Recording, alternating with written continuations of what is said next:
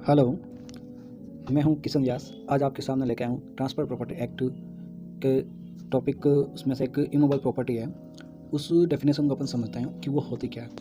जब अपन सेक्शन 3 के अंदर इमूवेबल प्रॉपर्टी के बारे में देखते हैं तो उसमें लिखा है कि इसके अंतर्गत खड़ा कास्ट या उगती हुई फसलें या घास है जो नहीं आती है। यानी जब इस परिभाषा को अपन देखते हैं तो वो ये परिभाषा अपन को नकारात्मक के बारे में यानी सेंस देती है, नेगेटिव सेंस देती है। तो अब इसके बारे में जब अपन अधिक से और इसका अधिक विस्तृत अध्ययन करते हैं तो अपन को ये पता चलता है कि जो इमूवेबल प्रॉपर्टी शब्द है, ठीक है, तो यानी इसके अंदर एक नेगेटिव परिभाषा दी गई है। यानी यहाँ पर ट्रांसफर प्रॉपर्टी एक्ट के अंदर संपत्ति एक जो अंतरण अधिनियम है यानी स्थावर संपत्ति की परिभाषा नहीं दी गई है। ठीक है, ये तो बात हो गई क्लियर। यानी और जो दी गई है वो भी नेगेटिव परिभाषा दी गई है।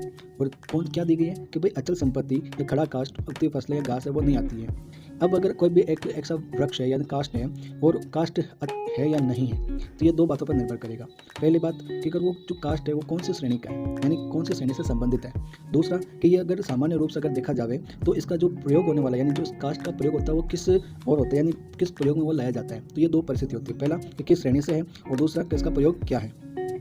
सपोज करते हैं कि एक जो वृक्ष है जो मकान या अन्य कोई उद्देश्य के लिए क्या कि प्रयोग में लाया जाता है। ठीक है, जैसे अब एक वृक्ष का अपन कैसे कर सकते हैं मकान के अंदर प्रयोग आएगा। जैसे दरवाजे बनते हैं, खिड़कियाँ बनती हैं, तो वो क्या है कि उसका लकड़ी का क्या है कि अगर अपन उस काठ का फर्नीचर भी बना लेते हैं तो कुल मिला के बात है कि अपन उसका यूज़ कर सकते हैं। ठीक है, तो वो क्या आ जाएगा, खड़ा काष्ठ के अंतर्गत आ जाएगा। और यदि वही वृक्ष अगर वो मतलब अपन को छाया देता है या अपन को फल दे रहा है, ठीक है, तो वो क्या आ जाएगा, खड़ा काष्ठ के अंतर्गत नहीं आएगा। क्लियर होगी बात।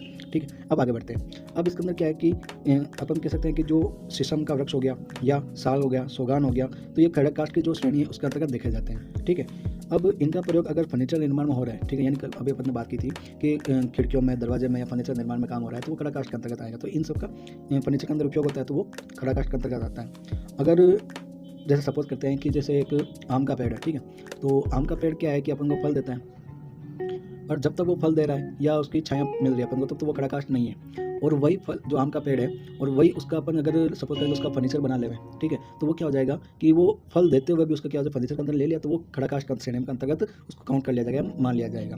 अब बात करते हैं कि जो खड़ा काष्ठ होता है यानी स्टैंडिंग टिम्बर होता है वो कौन कौन से हो सकते हैं। ठीक है, और वो कौन, सबसे पहले अपन ने बात की थी शीशम की। ठीक है, शीशम का वृक्ष हो गया। दूसरा अपने जो नीम का वृक्ष है वो, या बांस का वृक्ष है वो, या इसका बरगद का वृक्ष है या पीपल का वृक्ष है। तो इस प्रकार के जो ये 4-5 वृक्ष है ये क्या है कि फल नहीं देते हैं। ठीक है, तो इनका क्या हो जाएगा, खड़ा काष्ठ हो गया, यानी ये स्टैंडिंग टिम्बर के अंतर्गत आ जाएगा।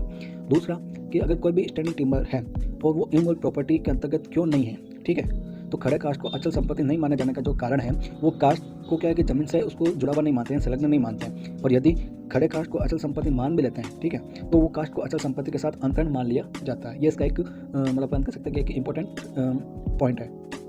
फिर बात करते हैं कि मूवेबल प्रॉपर्टी की। मूवेबल प्रॉपर्टी क्या होती है कि जो संपत्ति अंतरण अधिनियम के अंतर्गत जो अचल संपत्ति की या अचल संपत्ति की परिभाषा तो अपने को दी नहीं गई है। ठीक है, अब जब अपन चल संपत्ति और अचल संपत्ति पर परिभाषा देखते हैं तो कहाँ देखेंगे, तो वो देखेंगे जनरल क्लॉज एक्ट के अंतर्गत। ठीक है, तो जनरल क्लॉज एक्ट के अंदर अपन जब देखते हैं तो वहाँ पर अपन को मिलता है कि जो प्रत्येक संपत्ति होती है जो कि जमीन से संलग्न होती है, ठीक है, तो अगर वो चीज़ जमीन से जुड़ी हुई है या जमीन से संलग्न है तो वो तो अचल संपत्ति होगी। किंतु इस प्रकार की संपत्ति खड़ा काष्ठ या उगी फसलें या उगी हुई घास अचल संपत्ति के अंतर्गत नहीं आएगा। ये अपनी इस सेक्शन 3 के अंदर डेफिनेशन ये क्लियर करती है। फिर और ये संपत्तियाँ नहीं आती है तो वो कौन सी हो गई, चल संपत्तियाँ हो गई। ठीक है, ये पॉइंट ध्यान रखना। फिर भारतीय पंजीकरण अधिनियम में उक्त तीनों संपत्तियों को चल संपत्ति माना गया है। यानी अगर जो इसके अंदर जो अपने सेक्शन 3 के अंदर ये जो डेफिनेशन दी गई है, खड़ा काष्ठ है, उगती फसलें हैं या घास नहीं आती, इसको जो अपना भारतीय पंजीकरण अधिनियम है, ठीक है, वहाँ पर इनको चल संपत्ति के अंतर्गत माना गया है।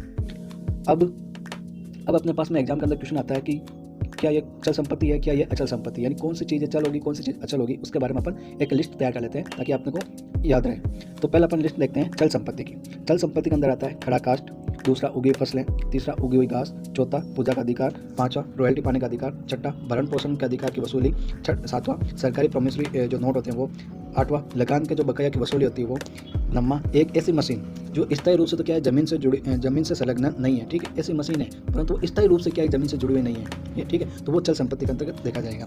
फिर 10 पॉइंट के अचल संपत्ति की डिग्री के लिए अचल संपत्ति की डिग्री, 11 पॉइंट जो फिल्म के प्रिंट्स होते हैं। ठीक है, फिल्म के प्रिंट्स भी क्या है कि अचल संपत्ति के अंतर्गत चल संपत्ति के अंतर्गत आएंगे। अब बात करते हैं अचल संपत्ति की। अचल संपत्ति मार्ग का अधिकार, पुजारी का जो अनुवांशिक पद है वो, या अचल संपत्ति से कर लेना, या अचल संपत्ति से कर लेना मछली पकड़ने या ले जाने का अधिकार, या मोचन का अधिकार, या प्रॉफिट पेंड है, यानी अपन उसको कहते हैं कि पर भूमि का जो भोगाधिकार होता है वो, या वृक्ष लाभ प्राप्त करने का अधिकार, फैक्ट्री, जो मशीनरी जमीन से संलग्न है, या वंशानुगत चलने वाला कोई भी पद है, मीन क्षेत्र का जो हक है, या मालिकाना अपन कह सकते हैं कि मालिकाना जो मालिकाना अधिकार हो गया, या बंधकदार का बंधक जो अचल संपत्ति के अंदर उसका हक है सॉरी, ठीक है, यानी हित है, या अगर कोई मेला लगा हुआ है और मेले से कोई भी कल कर वसूल कर रहा है तो वो भी अचल संपत्ति के अंदर आएगा। ताड़ का वृक्ष वो भी क्या अचल संपत्ति है। जमीन से भविष्य के लाभ या लगान प्राप्त करना, ठीक है, जमीन अपन ने किराए पे दे दी, या जमीन अपन ने क्या है कि उसके अंदर कोई भी ऐसे अनाज वगैरह उगा लिए तो उस भविष्य के अंदर अपने को लाभ प्राप्त हो रहा है, ठीक है, या अपन ने ऐसे कोई भी प्लॉट वगैरह है वहाँ पर अपन ने रेंट पे दे दिया तो वो क्या है कि उससे लाभ प्राप्त हो रहा है, ठीक है, तो वो भी अचल संपत्ति के अंदर आएगा। और तेंदुपत्ते को इकट्ठा करने का हक है, वो भी अचल संपत्ति में है। मछली या हॉट बाजार से कर वसूल करना, भूमि से होने वाला लाभ और भूमि से संलग्न वस्तुएं, ठीक है। अब कुल मिलाकर बात है कि जो भूमि से जुड़ी हुई है, कोई भी ऐसी चीज़ जो भूमि से जुड़ी हुई है वो अचल संपत्ति है, या भूमि से स्थायी रूप से जुड़ी हुई वस्तुएं वो भी अचल संपत्ति के अंतर्गत आएगा। अब बात करते हैं कि जो भूमि से अगर अपन कोई भी चीज़ का प्रॉफिट प्राप्त होता है या लाभ प्राप्त होता है तो वो क्या हो सकता है, तो वो भी क्या हो जाएगा, अचल संपत्ति के अंदर काउंट किया जाएगा। जैसे अभी अपन ऊपर देखा था कि बाजार या मेले या हॉट मकान से जो अपन को रेंट मिलता हो, या जो तालाब है या नदी है वहाँ पर अपन क्या करते हैं, मछली पकड़ते हैं, पकड़ने का जो हक हो गया। या अपन जब जैसे जैसलमेर गढ़ी से तालाब के अंदर जाते हैं तो वहाँ पर जो नाव चलाने वाले होते हैं तो उनको जो नाव चलाने का जो उनको पेमेंट मिलता है अपन तो वो नाव चलाने का जो लाभ है वो भी क्या है कि अचल भूमि से प्राप्त होने वाला लाभ काउंट किया जाएगा। और मछली पकड़ने का जो हक है, या मार्ग संबंधी लाभ है, या खनिज पाने का जो हक है, ठीक है, बंधकित प्रतिभूत ऋण है, या पीढ़ी दर पीढ़ी भत्ते हैं, ठीक है, तो ये क्या हो जाएगा अपने पास में कि भूमि से प्राप्त होने वाले लाभ हो गए।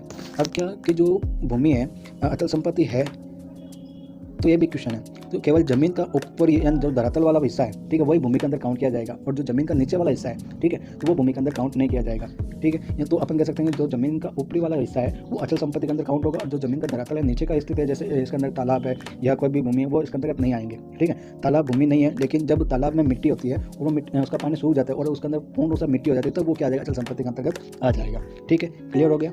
अब इस चीज़ को आप एक बार वापस देख लें और इसको नोट डाउन कर लें, और आपको ये वीडियो अच्छा लगा हो तो इसको लाइक करें, शेयर करें, और कोई भी किसी भी प्रकार का आपको अगर डाउट है तो कमेंट बॉक्स में आप कमेंट कर सकते हैं। Thank you.